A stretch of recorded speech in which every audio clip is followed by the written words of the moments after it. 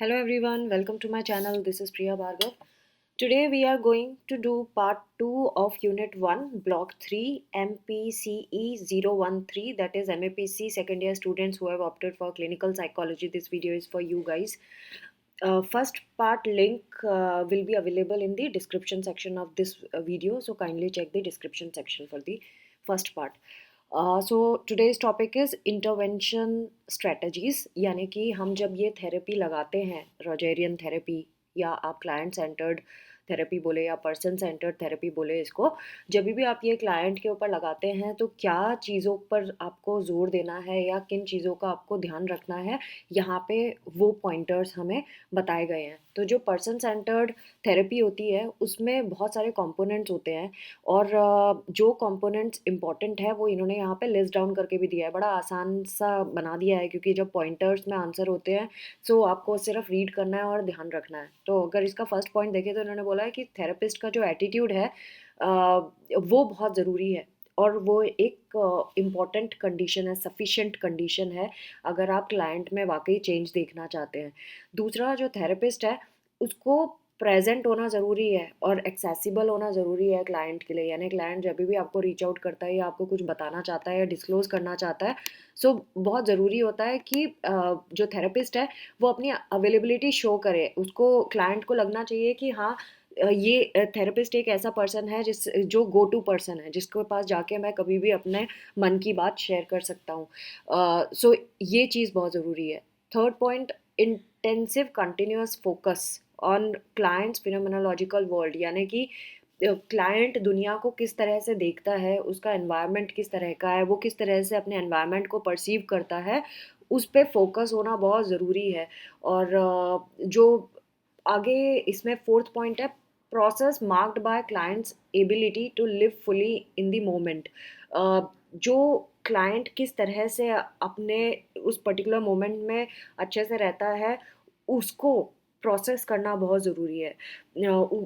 उसको आपको समझना बहुत ज़रूरी है कि वो किसी पर्टिकुलर मोमेंट में पूरे अच्छे से रह रहा है या किस तरह से परसीव कर रहा है अपने एनवायरनमेंट को, और उसको फुल्ली उस एनवायरनमेंट में रहने के लिए किन चीज़ों की ज़रूरत है उसको आपको ध्यान में रखना है और उसको एड्रेस करवाना है क्लाइंट को.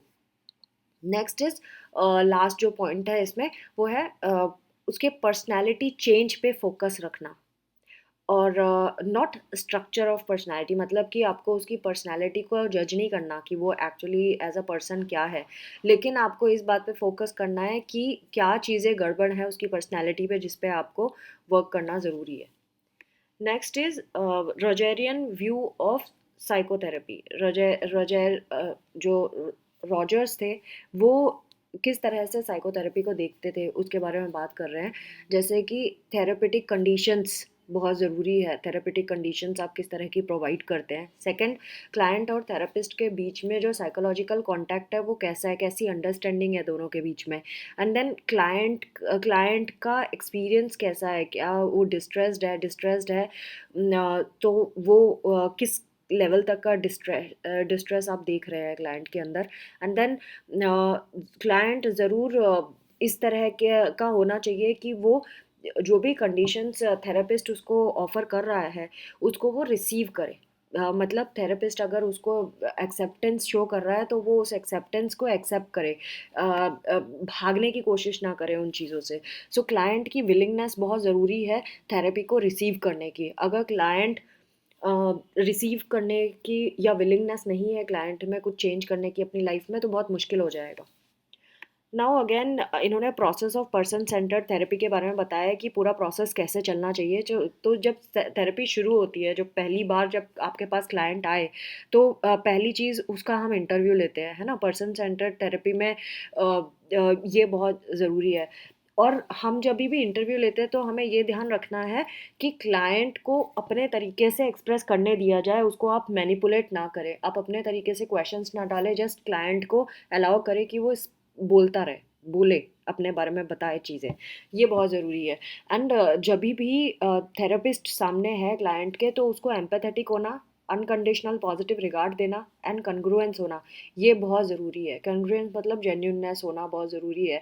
आप जैसे बोल रहे हैं वही आपका बिहेवियर भी होना चाहिए। ऐसा नहीं कि आप बोल कुछ और है, आपका बिहेवियर कुछ और है, आपका एक्ट कुछ और है, ऐसा नहीं होना चाहिए। तो ये बेसिक रिक्वायरमेंट्स बहुत ज़रूरी है जब भी आप थेरेपेटिक एनवायरनमेंट क्रिएट करना चाहते हैं।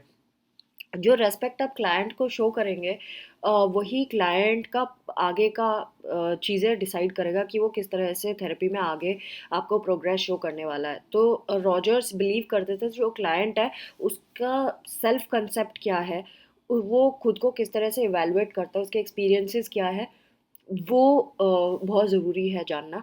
और थेरेपी की जो लेंथ है वो कैसे पता चलती है कि किस तरह से क्लाइंट कितनी बार आना चाहता है, यानी कि इसमें कोई नंबर ऑफ काउंट नहीं होता सेशंस का। जब भी क्लाइंट चाहे तब थेरेपी एंड हो सकती है। क्लाइंट जितना लंबा खींचना चाहता है उतना लंबा हम खींच सकते हैं पर्सन सेंटर्ड थेरेपी में। अ, ये ध्यान रखना है कि कभी भी थेरेपिस्ट जो है वो सजेशंस देने ना बैठ जाए, या रीएश्योरेंस पे नहीं जाना चाहिए थेरेपिस्ट को कि हाँ हाँ मैं जैसा बोल रही हूँ बिल्कुल वैसे ही करो, ऐसा करने से ऐसा होगा, ये चीज़ें नहीं करना है बिल्कुल भी। सो वो ध्यान रखना है। अगेन एम्पैथी का तो आपको मालूम है, एम्पैथी मतलब होता है कि क्लाइंट की जो कंडीशन है उसको अपने अपने ऊपर बिलीव करना कि मेरे साथ होता तो कैसा होता, वैसा वाला वो करना बहुत ज़रूरी है। फिर आगे अगर हम कुछ चीज़ें बहुत रिपीटिशन में है तो मैं उसको स्किप करने की कोशिश करूँगी, क्योंकि बार बार सेम चीज़ को बोलना कोई सेंस नहीं बनता है। सो जो चीज़ें अलग हैं वो मैं आपको ज़रूर एक्सप्लेन कर दूँगी। किस तरह का थेरेपिस्ट के थॉट और बिहेवियर है वो एक जैसे होना, उसको हम कन्ग्रुएंस कहते हैं। जैसे कि मैंने पहले भी बताया था, जेन्युइननेस जो आप कह रहे हैं और जो आप सोचते हैं और जो आपका बिहेवियर है वो सब एक ही लाइन में होना चाहिए, अलाइंड होने चाहिए। हमारा जो मेन फोकस होता है वो हमारा प्रेजेंट पे होता है। हम उसके पास्ट को नहीं टटोलते, हम उसके फ्यूचर के बारे में बात नहीं करते, हम उसके प्रेजेंट पे बात करते हैं। Now therapist role and functions. अब पहली चीज़ जो अगर आपके एग्जाम में पूछा जाए कि क्लाइंट सेंटर्ड थेरेपी में थेरेपिस्ट का क्या रोल होता है, उसका क्या फंक्शन होता है, तो आपको ये लिख के आना पड़ेगा। देखिए अलग अलग टॉपिक पे दिया है, यहाँ रोल अलग दिया है, फंक्शन अलग दिया है। तो थेरेपिस्ट के अगर हम रोल की बात करें तो उसका एटीट्यूड और उसका बिलीव जो है वो उसके रिसोर्सेज माने जाते हैं जिससे वो क्लाइंट को हेल्प कर सकता है। क्लाइंट में अगर आप फैसिलिटेट करना चाहते हैं क्लाइंट को कि वो चेंज हो, उसके अंदर पर्सनल चेंजेस आए। आपका जो रोल होगा वो ये होगा कि आप जो एक एज ए इंस्ट्रूमेंट की तरह प्ले करेंगे उसकी लाइफ में। आपके थ्रू वो अपने लाइफ को प्रोसेस कर पाएगा, अपने इश्यूज़ को प्रोसेस कर पाएगा। एंड आपका जो फोकस होना चाहिए वो किस तरह की क्वालिटी है आपकी क्लाइंट के साथ, जो रिलेशनशिप है उसकी, उस पे आपको फ़ोकस करना है। आपको पॉज़िटिव रिगार्ड देना है ना? आपको उसको एक्सेप्टेंस शो करनी है, एम्पैथेटिक होना है, ये सारी चीज़ों पे आपका ध्यान होना चाहिए। एंड देन आपका नेक्स्ट रोल होना चाहिए कि आप एज़ अ मॉडल उसके सामने आ सकते हैं रोल मॉडल की तरह, और एज़ अ ह्यूमन बीइंग उसको ये बता सकते हैं कि कैसे वो अपनी लाइफ में चेंज कर सकता है। एक एग्ज़ाम्पल देके आप ये शो कर सकते हैं। ज़्यादा आपको रियल रहना है, और तो वो ज़्यादा हेल्प करेगा क्लाइंट को। एंड देन नेक्स्ट रोल आपका होना चाहिए कि आप जेन्युइन रहे, ऑथेंटिक रहे, इंटीग्रेटेड रहें, जो बोल रहे हैं, जो सोच रहे हैं, वही आपके बिहेवियर में भी नज़र आना चाहिए। एंड अगेन फिर आप जो भी फीलिंग्स और आपके जो एटीट्यूड हैं उस रिलेशनशिप में जो क्लाइंट के साथ आपकी एग्जिस्ट कर रही है, आपको बिल्कुल वैसे ही एक्सप्रेस करना है। आपको कोई फीलिंग्स छुपानी नहीं है। नाउ आपके फंक्शन की बात करें तो आपका फंक्शन क्या है? आपको प्रेजेंट रहना है क्लाइंट के लिए, आपको एक्सेसिबल रहना है कि क्लाइंट जब चाहे आपको रीच आउट कर सके। आपका फोकस होना चाहिए कि अभी इस वक्त क्लाइंट क्या महसूस कर रहा है उसके ऊपर। आपकी रिलेशनशिप रियल होनी चाहिए क्लाइंट के साथ, ये आपका फंक्शन होना चाहिए। सेकंड, जो थेरेपिस्ट का जो एटीट्यूड होता है वो जेन्यून होना चाहिए, केयरिंग होना चाहिए। वन शुड बी रिस्पेक्टफुल, आपको रिस्पेक्ट देना चाहिए, आपको एक्सेप्टेंस शो करनी है उसको। आप अंडरस्टैंड करते हैं क्लाइंट को, वो ये आपको शो करना ज़रूरी है। और क्लाइंट आपके सामने कम डिफेंसिव रहे, ये भी आपको इंश्योर करना बहुत ज़रूरी है। ये आपका फंक्शन है कि वो डिफेंसिव ना महसूस करे, उसको ऐसा ना लगे कि मुझे हर बार अपने आप को डिफेंड करना पड़ रहा है, ये नहीं होना चाहिए। एंड देन आप पर्सनल ग्रोथ को फैसिलिटेट कर सकते हैं, मतलब वो उसमें पर्सनल ग्रोथ आपको दिखाई दे आप जब उसको ये चीज़ें ऑफ़र करेंगे। नेक्स्ट इज़ थेरेपी और इंटरवेंशन गोल्स क्या क्या है। जो गोल्स हैं वो क्या क्या होंगे थेरेपी के, हम उसको फुल्ली फंक्शनिंग पर्सन बनाना चाहते हैं, है ना। हमारा गोल ये होना चाहिए कि जो आपका क्लाइंट है वो फुल्ली फंक्शनिंग पर्सन बने। देन क्लाइंट की जो क्लाइंट के अंदर वो कैपेसिटी होती है कि वो अपने गोल तक पहुंच सके, ये आपको उसको रियलाइज़ कराना पड़ेगा। और क्लाइंट ही अपने गोल को डिसाइड करेगा कि उसका गोल क्या है, उसकी वो कहाँ तक पहुँच सकता है। सो उसकी कैपेसिटी जो गोल तक पहुँचने की है वो क्या है, तो वो सारी चीज़ें क्लाइंट ही डिसाइड करेगा।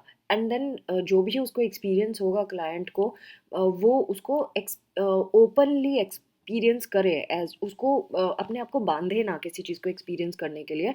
ये हमारा गोल होना चाहिए कि वो फुल्ली फंक्शनल पर्सन बने एंड सारी जो भी एक्सपीरियंसेस उसको हो रहे हैं उसके लिए वो ओपन रहे, चाहे वो दुख है, चाहे सुख है, चाहे किसी और तरह का है, बट वो ओपन रहे।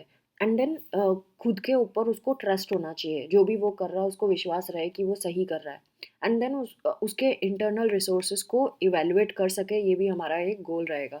एंड देन जो उसकी ग्रोथ है वो कंटिन्यू रहे और वो उसको कंटिन्यू रखने के लिए विलिंग हो, वो भी हमारा गोल होगा। तो ये ओवरऑल अगर आप देखा जाए तो ओवरऑल ग्रोथ की बात कर रहे हैं हम इस थेरेपी में। Now clients experience in therapy. Client का एक्सपीरियंस क्या होना चाहिए। क्लाइंट का जो एक्सपीरियंस थेरेपी में बताया गया है वो इन्होंने बताया कि इनकंग्रुएंस का मतलब होता है discrepancy between self perception and experience in reality. तो अगर इंसान का इनकंग्रुएंस है तो ऑब्वियसली वो थेरेपी के लिए आएगा, क्योंकि वो खुद को किस तरीके से देखता है और रियल में वो कैसा है, दोनों में अगर फ़र्क है तो उतना ही ज़्यादा उसको मोटिवेशन की ज़रूरत है। और जितना उसको पता रहेगा कि इनकंग्रुएंसी एग्जिस्ट करती है, उतना ही वो विलिंग होगा अपने आप में चेंजेस लाने का। सो क्लाइंट जो है उसको जब भी वो थेरेपी में आता है तो ज़रूरी है कि वो फील करे कि उसको समझा जा रहा है, थेरेपिस्ट उसको समझता है, उसको एक्सेप्ट करता है, और उसको वो डिफेंसिव ना रहे जब वो थेरेपी में आ रहा है, और ज़्यादा ओपन रहे कोई भी जो भी उसको एक्सपीरियंसेस हो रहे हैं। सो जो थेरेपेटिक रिलेशनशिप होती है वो सेल्फ हीलिंग कैपेसिटीज़ को एक्टिवेट कर देती है क्लाइंट की। यानी कि वो खुद को हील करने की जो उसके अंदर तो है ही रिसोर्सेज ऑटोमेटिकली, क्योंकि इस थ्योरी में हमने पढ़ा है कि क्लाइंट के अंदर वो चीज़ें होती है, रिसोर्सेज उसके अंदर होते हैं, लेकिन वो आइडेंटिफाई नहीं कर पाता, तो हम उसको आइडेंटिफाई कराते हैं कि उसके अंदर वो रिसोर्सेज एक्सेप्ट करते हैं। सो वो उसकी जो सेल्फ हीलिंग कैपेसिटीज़ है उसको वो एक्टिवेट करता है। देन जो relationship between therapist and client है वो भी बहुत इंपॉर्टेंट चीज़ है थेरेपी में। देन जो पर्सनल कैरेक्टरिस्टिक्स और एटीट्यूड्स हैं जो बहुत ज़रूरी है थेरेपिस्ट का भी, और जो थेरेपेटिक रिलेशनशिप है उसकी जो क्वालिटी है वो भी बहुत इंपॉर्टेंट है इस थेरेपी में। एंड नेक्स्ट इज थेरेपिस्ट किस तरह से सुनता है और क्लाइंट की हर चीज़ को एक्सेप्ट करता है, एंड उसको शो करता है कि ठीक है, whatever it is, I am accepting you. So वो बहुत इंपॉर्टेंट है। Now next is relationship between therapist and the client. किस तरह का रिलेशनशिप होना चाहिए थेरेपिस्ट एंड क्लाइंट के बीच में। सो इन्होंने बोला है कि पर्सन सेंटर थेरेपिस्ट जो होता है वो फैसिलिटेटर का काम करता है, नॉन टेक्निक ओरिएंटेड होता है, मतलब कोई वो टेक्निक नहीं सिखाता है क्लाइंट को। एंड देन कोई भी मिसअंडरस्टैंडिंग जो है अगर एग्जिस्ट करती है तो उसको वो स्टेट करके क्लैरिफाई करवाता है क्लाइंट से कि इस तरह उसको रीस्टेट करे, सो दैट जो भी अगर कोई चीज़ ऐसी है जो हमें लगता है कि ये क्लाइंट गलत तरीके से सोचता है तो हम उसको वो रिफ्लेक्ट करा सकते हैं कि सी इस तरह से आप सोचते हो अब क्या, वो चीज़। एंड देन थेरेपेटिक रिलेशनशिप जो होती है वो एक प्राइमरी एजेंट का काम करती है क्लाइंट की ग्रोथ के लिए, तो वो बहुत ज़रूरी है। देन थेरेपिस्ट की प्रेजेंस होना, जैसे कि हर बार आ रहा है, चाहे वो थेरेपिस्ट के रोल में देखा जाए, चाहे हम क्लाइंट के रोल में देखा जाए, इस बारे में बात हो ही रही है कि थेरेपिस्ट का जो प्रेजेंस है वो बहुत ज़रूरी है। और जब वो रिलेशनशिप में एंगेज होता है तो क्लाइंट को एक्सेप्टेंस फील होता है। देन जो बेस्ट रिसोर्स है वो क्लाइंट के अंदर ही है, ये भी पहले आ चुका है। तो जो क्लाइंट खुद ही अपना रिसोर्स है, इट्स जस्ट वो भूल गया है, उसको हम रिकॉल कराते हैं। फिर केयरिंग कन्फ्रंटेशंस भी बहुत इंपॉर्टेंट होती है, यानी कि जहाँ आपको लगता है कि यहाँ पे ये गलत तरीके से सोचता है तो उससे रीस्टेट करवा के उसको रिकॉल कराया जा सकता है, उसको आइडेंटिफाई कराया जा सकता है कि यहाँ पे कुछ गड़बड़ है। Now next is contribution of person centred therapy. Person centred therapy का क्या कंट्रीब्यूशन है? एक तो ये कि क्लाइंट की खुद की रिस्पॉन्सिबिलिटी है, इसका एक्टिव रोल है इस थेरेपी में, इसमें थेरेपिस्ट का एक्टिव रोल नहीं है, इसमें क्लाइंट का खुद का एक्टिव रोल है। Second is inner and subjective experience, उसका खुद का अंदर का एक्सपीरियंस क्या है और वो अपने एक्सपीरियंस से दुनिया को किस तरह से देखता है, वो बहुत इंपॉर्टेंट है। देन रिलेशनशिप सेंटर्ड है, यानी कि क्लाइंट एंड काउंसलर के बीच का जो रिलेशनशिप है ये बहुत इंपॉर्टेंट रोल प्ले करता है। Next is focus on therapist attitude. Therapist का एटीट्यूड कैसा है? अगर वो एक्सेप्टिंग है, पॉजिटिव रिगार्ड दे रहा है, तो क्लाइंट एक्सप्लोर करेगा, ओपन रहेगा हर चीज़ के लिए। लेकिन अगर क्लाइंट नहीं है, अगर थेरेपिस्ट इस तरह का नहीं है, तो क्लाइंट नहीं बोल पाएगा, नहीं एक्सप्रेस कर पाएगा, ग्रोथ नहीं होगी। Next is focus on empathy, being present and respecting the clients values. ये तो आपको समझ ही आ गया होगा कि थेरेपिस्ट का इन चीज़ों का होना बहुत ज़रूरी है थेरेपिस्ट में। देन मल्टी कल्चरल कॉन्टेक्स्ट में भी इम्पोर्टेंस शो करना बहुत ज़रूरी है कि किसी भी कल्चर का है। कुछ पॉइंटर्स हमने फर्स्ट पार्ट में पढ़े थे जहाँ पे मल्टी कल्चरल एनवायरनमेंट की बात आती है, वहाँ पे आपको कौन कौन सी चीज़ें होनी चाहिए और कौन कौन सी चीज़ें नहीं होनी चाहिए, वो हमने प्रीवियस पार्ट में किया है। सो आप वो देख सकते हो, उसके बारे में आप डिटेल डाल सकते हो। Now summary and evaluation. Limitation क्या है? लिमिटेशन ये है कि हम पास्ट को बिल्कुल नहीं टटोलते, हम पास्ट के बारे में बिल्कुल बात नहीं करते हैं। सेकंड, अगर बेसिक कंसेप्ट की मिसअंडरस्टैंडिंग है, जैसे रिफ्लेक्शन फीलिंग्स, इसके इसके बारे में मिसअंडरस्टैंडिंग हो सकती है ना? तो अगर वो क्लैरिफाई हम डायरेक्टली नहीं कर पाते हैं, तो क्योंकि पॉजिटिव रिगार्ड के चक्कर में कभी कभी क्या होता है, इस कंसेप्ट को हम ढंग से नहीं समझ पाते हैं एंड बहुत सारी चीज़ें हम मिस कर जाते हैं थेरेपी में। Then people in crisis situation often need more directive intervention strategies, यानी कि अगर जिसको जिसको जो बहुत ही ज़्यादा परेशान है, वो खुद से अपने बारे में कुछ डिसाइड नहीं कर पाता, उसको कोई ऐसा इंसान चाहिए जो उसको डायरेक्टली बोले कि तुम ऐसा करो, ऐसा करो, ऐसा करो। और अगर वो क्लाइंट सेंटर्ड थेरेपी उसके ऊपर लगा दी, तो वो उसकी कोई ग्रोथ नहीं होगी, उसको कोई हेल्प नहीं मिलेगी। तो कुछ क्लाइंट ऐसे होते हैं जिनको डायरेक्शन की ज़रूरत होती है। सो ये आइडेंटिफाई करना ज़रूरी है कि उसके ऊपर ये थेरेपी फिट होगी कि नहीं होगी। Next is client tends to expect a more structured approach. कभी कभी क्लाइंट जब आपके पास आता है तो उसको ये लगता है कि सब थेरेपिस्ट ही मेरे लिए कर दे, मैं अपनी तरफ से कुछ दिमाग नहीं लगाना चाहता हूँ, तो वो आपको थोड़ा ध्यान रखना पड़ेगा। Next is being genuine. Being genuine का क्या मतलब होता है? ऑब्वियसली नाम से पता चल रहा है कि जो थेरेपिस्ट है वो एक तो नॉलेजेबल होना चाहिए खुद के बारे में, कि वो और अपनी कंफर्ट के बारे में भी उसको पता होना चाहिए कि वो कितनी इन्फॉर्मेशन के बारे के लिए कंफर्टेबल है। कई बार क्लाइंट आपसे ऐसी कोई चीज़ें, अनएथिकल चीज़ें भी शेयर करता है जो कभी कभी जो थेरेपिस्ट है वो डाइजेस्ट नहीं कर पाते हैं एंड वो अनईजी फील करने लगते हैं थेरेपी में। सो उनको ये पता होना चाहिए कि वो उनको नॉलेज इस बारे में कितनी है एंड वो कितना अलाउ कर सकते हैं क्लाइंट को, और उसी हिसाब से क्लाइंट को एकोमोडेट करें, अदरवाइज उसको रिफ़र कर सकते हैं किसी और थेरेपिस्ट के पास। सो सारे थेरेपिस्ट सब कुछ नहीं कर सकते, तो आपको ये पता होना चाहिए कि किस थेरेपिस्ट के अंदर क्या कैपेबिलिटीज़ हैं और वो किस लेवल की थेरेपीज़ कर सकता है, वो आपको क्लाइंट को क्लैरिफाई करना पड़ेगा रेस्पेक्टफुल वे में। सो आप जितने कन्ग्रुएंट होंगे क्लाइंट के साथ, उतना ही ज़्यादा क्लाइंट आपसे ओपन होगा। इसमें ये भी बताया है कि आप जैसा थॉट प्रोसेस है, जैसा आप फील करते हैं क्लाइंट के, आप उसके साथ जेन्यून रहे, आप फेक ना करें उसके साथ, क्योंकि क्लाइंट को पता चल जाता है। एंड आप हेल्पफुल रहें, अटेंटिव रहे, केयरिंग रहे, ये बहुत ज़रूरी है इसमें। Next is active listening. Active listening का क्या मतलब होता है कि जो भी आप सुन रहे हैं उसको रिफ्लेक्ट भी करें क्लाइंट को और बताएं कि हाँ, मैं समझ रही हूँ कि आप कैसा महसूस कर रहे होंगे एंड आपने बताया कि ऐसा हुआ।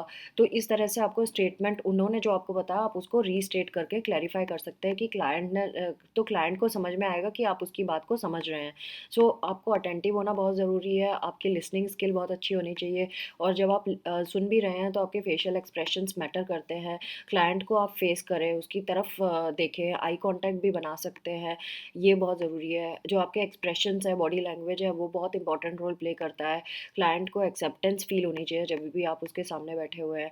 सो एंड उसको लगना चाहिए कि आप सुन रहे हैं उसकी बात, और आप उसको बीच बीच में कम्युनिकेट करके बता भी सकते हैं। सो वर्ड्स और एक्शंस दोनों चीज़ें बहुत इंपॉर्टेंट होती हैं अगर आपको सही से क्लाइंट को महसूस कराना है कि आप उसकी बात समझ रहे हैं, उसकी उसको वो क्या फ़ील करता है। सो इन्होंने यहाँ पे कुछ स्टेटमेंट्स भी दिए हैं कि जब आप इन्फॉर्मेशन ले रहे हैं, एक्टिव लिसनिंग कर रहे हैं, सो आपको उसको रिफ्लेक्ट करना ज़रूरी है। और जब आप रिफ्लेक्ट कर रहे हैं तो आप ऐसा बोल सकते हैं, आई हियर यू सेइंग, और so you are feeling this, और you seem to be feeling like this because of this, ऐसे करके आपको स्टेट करना है. सो एक्टिव लिसनिंग जो है वो काउंसलर और क्लाइंट के बीच में बहुत सारी चीज़ें को क्लैरिफाई करने में हेल्प करती है, और पार्टिसिपेंट को महसूस होता है कि हाँ, थेरेपिस्ट मेरी बात को समझ रहा है. तो जो थेरेपिस्ट होते हैं, अपनी गलती उनको पता होना चाहिए वो कहाँ पे गलतियाँ करते हैं. और जब थेरेपिस्ट को ये पता चलता है कि उनकी कहाँ वो मिस्टेक कर रहे हैं थेरेपी में, वहाँ से उनकी लर्निंग शुरू होती है, वहाँ से वो ग्रोथ कर सकते हैं अपने करियर में. सो इसलिए इम्पॉर्टेंट है कि आप अपने थेरेपी के टाइम पे अगर आप कोई गलती करते हैं तो उसको एक्सेप्ट भी करें, उसको छुपाने की कोशिश ना करें. और अगर क्लाइंट को भी हेल्प करे कि वो भी अपनी अनसर्टेनिटीज़ एंड वीकनेसेस को एक्सेप्ट करे, क्योंकि जब आप एज अ रोल मॉडल काम कर रहे हैं वहाँ पे. सो जब आप अपनी गलतियाँ ये सब उसके सामने एक्सप्रेस भी करते हैं तो क्लाइंट भी ओपन हो जाता है अपनी चीज़ों के बारे में बोलने के लिए. Next is reflection of content and feelings. ये मैं पहले भी बता चुकी हूँ वैसे, कि जब आप एम्पैथेटिक होते हैं, और एम्पैथी क्या होती है, जब आप उसकी फीलिंग्स को और उसके वर्ड्स से बहुत चीज़ महसूस कर पाते हैं और क्लाइंट को बता सकते हैं कि हाँ, मैं समझती हूँ कि तुम किस चीज़ से गुजर रहे हो, इस तरह का. तो जो थेरेपिस्ट होगा, जब वो इंटरेक्ट करेगा तो वो चीज़ उसको ये महसूस करना और बताना बहुत ज़रूरी है क्लाइंट को कि हाँ, मैं समझ रही हूँ, आई कैन सी. और वो उसकी फीलिंग्स को कन्वे भी कर सकता है कि थेरेपिस्ट को कैसा महसूस हो रहा है क्लाइंट का. तो जब आप क्लाइंट को ये चीज़ें एक्सप्रेस करते हैं तो क्लाइंट को समझ में आता है कि हाँ, मेरी बात कोई सुन रहा है, मुझे कोई ऑब्जर्व कर रहा है. तो रिफ्लेक्शन बहुत ज़रूरी है. ये एक कॉम्प्लेक्स एलिमेंट है, अगेन, क्लाइंट के वर्ल्ड को समझने के लिए. सो क्लाइंट की बात को समझने के लिए आपको हर बार क्लाइंट जो भी बोल रहा है उसको रीस्टेट करके उसको बताना है. Now next is appropriate self disclosure. बहुत ज़रूरी है कि इसका मतलब ये नहीं होता कि आप सब कुछ अपने बारे में सब कुछ डिस्क्लोज़ कर दें क्लाइंट को, ऐसा नहीं होता है. लेकिन अगर आपको ऐसा लगता है कि कुछ चीज़ें डिस्क्लोज़ करने से क्लाइंट को हेल्प मिलेगी तो आप वो कर सकते हैं, लेकिन किस लिमिट तक करना वो भी इम्पॉर्टेंट है. सो अप्रोप्रिएट सेल्फ डिस्क्लोजर के बारे में बात की जा रही है कि अप्रोप्रिएट सेल्फ डिस्क्लोजर का मतलब होता है कि वो क्लाइंट को बता सके कि भाई दुनिया में ऐसी चीज़ें होती हैं, और उससे क्या होगा, क्लाइंट का आपके ऊपर ट्रस्ट बढ़ेगा, वो आपको वैल्यू करेगा ना, आप एक सिग्निफिकेंट ह्यूमन बीइंग माने जाएंगे. सो क्लाइंट कंपेयर कर पाएगा, देख पाएगा कि कहाँ पे वो मिस्टेक करता है, जो भी इंफॉर्मेशन आप उसको देंगे उससे. सो उसके सिनेरियो से रिलेटेड आप डिस्क्लोजर कर सकते हैं, सब कुछ डिस्क्लोज करने की ज़रूरत नहीं है. तो एक सपोर्टिव रिलेशनशिप बन जाती है क्लाइंट की, और क्लाइंट का जो बिहेवियर है उसमें भी चेंज होने की प्रोबेबिलिटी बढ़ जाती है. नाउ इमीडिएसी जो है वो नाउ एंड हेयर अप्रोच है रिलेशनशिप में, जहाँ पे जैसे कि स्टेटमेंट जो अ, कुछ स्टेटमेंट्स आपको अवॉइड करने चाहिए, जो व्हाट वाई वाले जो स्टेटमेंट होते हैं वो आपको अवॉइड करना है. सो आप इस तरह से पूछ सकते हैं कि your statement makes me feel this and how are you feeling now, इस तरह के स्टेटमेंट आप दे सकते हैं. सो जो रिएक्शंस है क्लाइंट एंड काउंसलर के बीच में, वो अ, एक तरह का बॉन्ड क्रिएट करता है दोनों के बीच में, या फिर दोनों के बीच में डिस्टेंस भी क्रिएट कर सकता है, depending upon how you are treating your client. So ये ध्यान रखना है. इन्होंने एक केस स्टडी देके भी बताया है कि सुनील जो 30 ईयर ओल्ड मैन है, ग्रेजुएट है, इंजीनियरिंग से ग्रेजुएशन किया हुआ है, ये डिवोर्स है, इसका कोई चाइल्ड नहीं है, और इसने 3-5 साल में 3 जॉब चेंज कर दी है. और ये काउंसलर के पास आता है और बोलता है कि ये गुड इंटरपर्सनल रिलेशनशिप नहीं मेंटेन कर पाता है, एंड पॉजिटिवली इंटरेक्ट नहीं कर पाता लोगों से, ये इरिटेटेड फील करता है दूसरों से.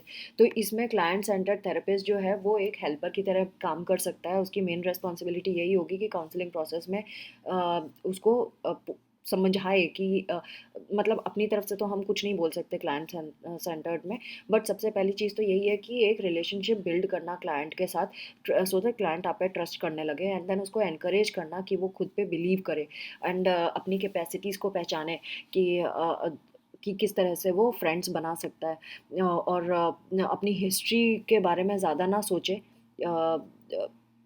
और बहुत सारी चीज़ों को एनालाइज करें. आप प्रोबिंग कर सकते हैं, क्वेश्चनिंग कर सकते हैं, है ना, उसके ट्रेडिशनल सेंस को देख सकते हैं किस तरह की है, इस पे आप फोकस कर सकते हैं. तो ये फैसिलिटेट करेगा क्लाइंट को भी समझने के लिए कि कहाँ वो गड़बड़ करता है.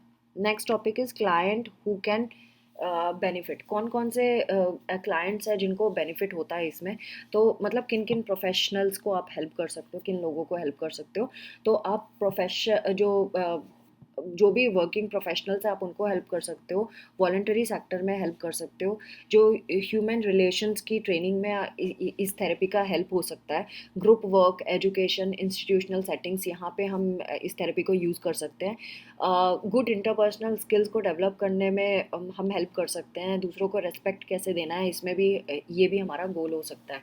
सो ये ऐसे क्लाइंट को भी हेल्प करता है जो फर्स्ट स्टेज ऑफ क्राइसिस में है। फिर विमेन क्लाइंट को ये एनकरेज करता है कि वो अपने आप को आइडेंटिफाई करे, अपनी फीलिंग्स को आइडेंटिफाई करे, नीड्स को आइडेंटिफाई करे। और बहुत सारी जो विमेन है वो जिन्होंने कभी कोई सिचुएशन फेस ना की हो उनको भी हम हेल्प कर सकते हैं। अ, फिर रिलेशनशिप डिफ़िकल्टीज़ में ये थेरेपी यूज़ हो सकती है, जिसमें हम ये उनको बता सकते हैं क्लाइंट सेंटर्ड थेरेपी के थ्रू थेरेपिस्ट उनको रेस्पेक्ट दे सकता है, उनको ये शो कर सकता है कि हाँ उनकी बात समझी जा रही है, वो अपने एवरीडे लाइफ के जो एक्सपीरियंसेस हैं उनके लिए ओपन रहे। ये हम इस थेरेपी की हेल्प से करवा सकते हैं। And then marriage counselling and family therapy में भी ये यूज़फुल है। एंड देन ऐसे ग्रुप्स जहाँ पे अल्कोहलिक्स के बारे में बात कर रहे हैं उनको भी हम हेल्प कर सकते हैं, उनको चेंज होने में हेल्प कर सकते हैं। नाउ अगर इस थेरेपी की लिमिटेशन देखें तो बेसिकली सक्सेस डिपेंड करती है कि काउंसलर और जो थेरेपिस्ट है उनका वो कितना ट्रस्ट डेवलप कर पाते हैं अपने क्लाइंट के अंदर, उनको कितना अच्छा एक्सेप्टेंस वाली फीलिंग दिला सकते हैं। सो अगर ट्रस्ट नहीं होगा तो ऑब्वियसली कोई चेंज नहीं आएगा थेरेपी में। एंड कोई कुछ भी बेनिफिट नहीं होने वाला है। सो ये बहुत ज़रूरी है कि जब भी रिलेशनशिप, अगर थेरेपेटिक रिलेशनशिप अच्छी है और अच्छे से डेवलप हो गई है, सो ये हेल्प करती है कल्चरली, पर्सनली चीज़ों को डेवलप करने में क्लाइंट के अंदर। एंड वो ज़्यादा रेलिवेंट फील करता है थेरेपी में, उसके इंटरेक्शंस इम्प्रूव हो जाते हैं लोगों में और उसकी पर्सनल ग्रोथ भी अच्छी देखने के लिए मिलती है। तो बेसिकली लिमिटेशन बस यही है कि अगर सबसे इम्पॉर्टेंट चीज़ इसमें होती है relationship between therapist and client. Friends, I hope आपको ये वीडियो बेनिफिशियल लगेगा। एंड आप सेल्फ रीडिंग करना ना भूलें, ये जस्ट एक फ्रेमवर्क था इस चैप्टर का। सो आई होप आपको ये बेनिफिशियल लगेगा। Thanks for watching. Take care of yourself and do not forget to subscribe, like and share these videos with rest of the students. Bye bye.